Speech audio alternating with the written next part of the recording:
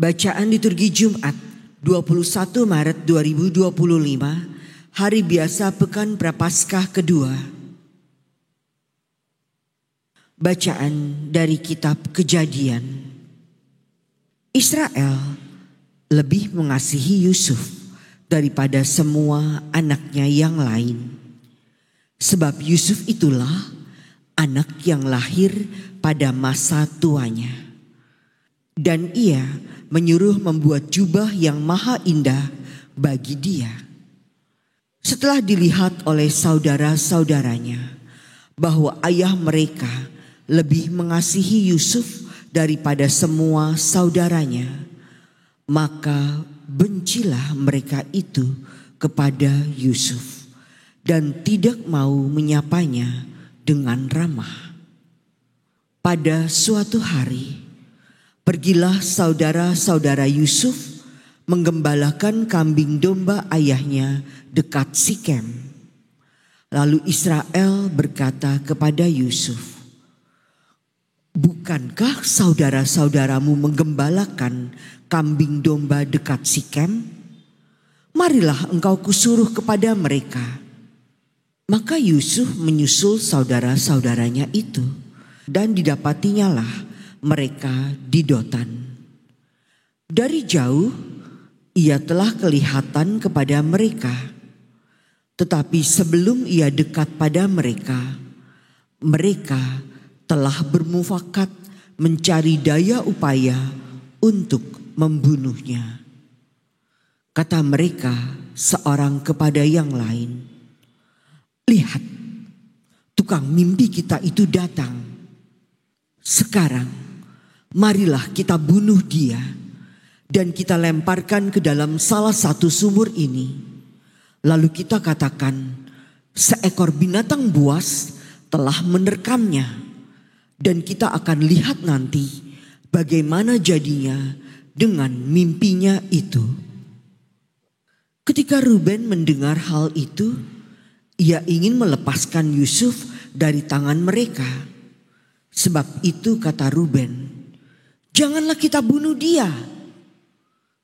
Lagi kata Ruben kepada mereka, "Janganlah tumpahkan darah. Lemparkan saja dia ke dalam sumur yang ada di padang gurun ini. Tetapi janganlah apa-apakan dia." Maksud Ruben, ia hendak melepaskan Yusuf dari tangan mereka dan membawanya kembali kepada ayahnya.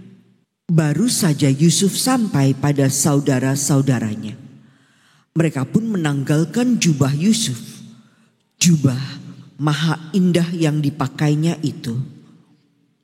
Lalu mereka membawa dia dan melemparkan dia ke dalam sumur. Sumur itu kosong, tidak berair. Kemudian duduklah mereka untuk makan. Ketika mereka mengangkat muka, kelihatanlah kepada mereka suatu khalifah orang Ismail yang datang dari Gilead dengan untanya yang membawa damar, balsam, dan damar ladam. Mereka sedang dalam perjalanan mengangkut barang-barang itu ke Mesir. Lalu kata Yehuda kepada saudara-saudaranya itu, "Apakah untungnya kita membunuh adik kita itu dan menyembunyikan darahnya? Marilah kita jual dia kepada orang Ismail ini. Tetapi janganlah kita apa-apakan dia, karena ia saudara kita, darah daging kita." Dan saudara-saudaranya pun mendengarkan perkataannya itu.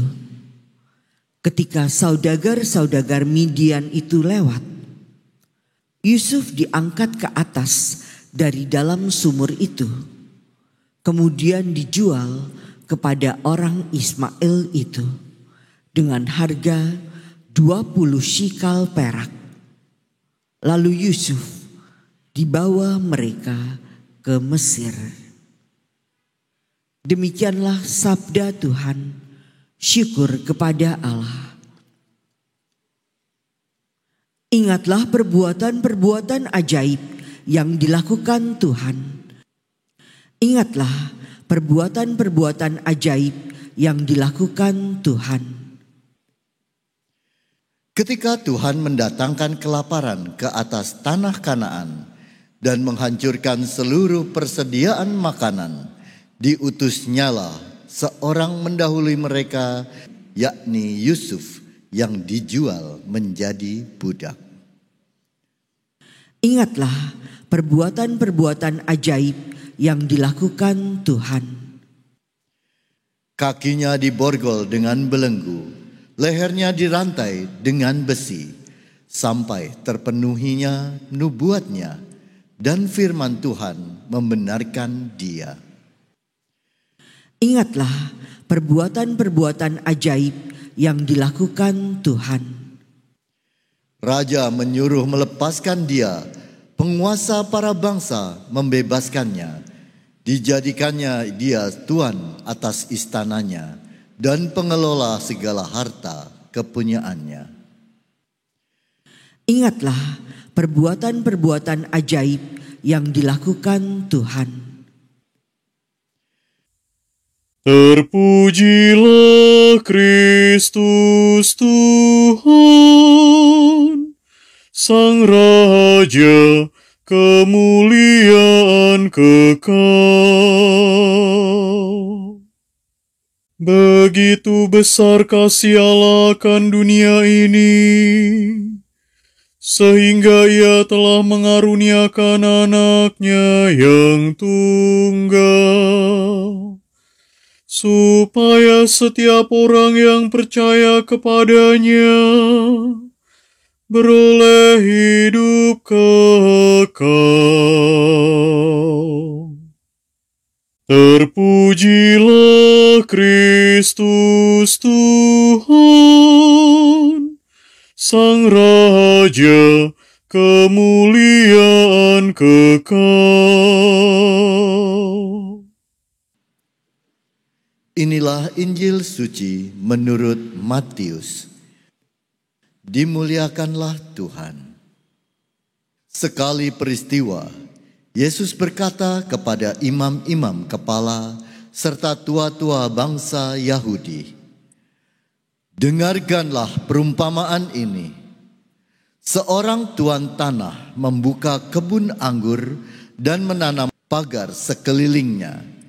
Ia menggali lubang tempat memeras anggur dan mendirikan menara jaga di dalam kebun itu. Kemudian ia menyewakan kebun itu kepada penggarap-penggarap, lalu berangkat ke negeri lain. Ketika hampir tiba musim petik, ia menyuruh hamba-hambanya kepada penggarap-penggarap itu untuk menerima hasil yang menjadi bagiannya. Tetapi para penggarap menangkap hamba-hambanya itu, yang seorang mereka pukul, yang lain mereka bunuh, dan yang lain lagi mereka lempari dengan batu. Kemudian tuan itu menyuruh pula hamba-hamba yang lain, lebih banyak daripada yang semula. Tetapi mereka pun diperlakukan sama seperti kawan-kawan mereka. Akhirnya tuan itu menyuruh anaknya kepada mereka. Pikirnya, anakku pasti mereka segani. Tetapi ketika para penggarap melihat anak itu, mereka berkata seorang kepada yang lain, "Ia adalah ahli waris. Mari kita bunuh dia supaya warisannya menjadi milik kita." Maka mereka menangkap dia dan melemparkannya keluar kebun anggur itu, lalu membunuhnya. Maka apabila tuan kebun anggur itu datang, apakah yang dilakukannya dengan penggarap-penggarap itu? Kata imam-imam kepala dan tua-tua itu kepada Yesus, "Ia akan membinasakan orang-orang jahat itu, dan kebun anggurnya akan disewakannya kepada penggarap-penggarap lain yang akan menyerahkan hasil kepadanya pada waktunya." Kata Yesus kepada mereka, Belum pernahkah kamu baca dalam kitab suci, batu yang dibuang oleh tukang-tukang bangunan telah menjadi batu penjuru? Hal itu terjadi dari pihak Tuhan, suatu perbuatan ajaib di mata kita. Sebab itu aku berkata kepadamu, kerajaan Allah akan diambil daripadamu dan akan diberikan kepada suatu bangsa yang akan menghasilkan buah kerajaan itu. Mendengar perumpamaan Yesus itu, imam-imam kepala dan orang-orang Farisi mengerti bahwa merekalah yang dimaksudkannya. Maka mereka berusaha menangkap dia, tetapi mereka takut kepada orang banyak, karena orang banyak itu menganggap Yesus nabi. Demikianlah sabda Tuhan. Terpujilah Kristus.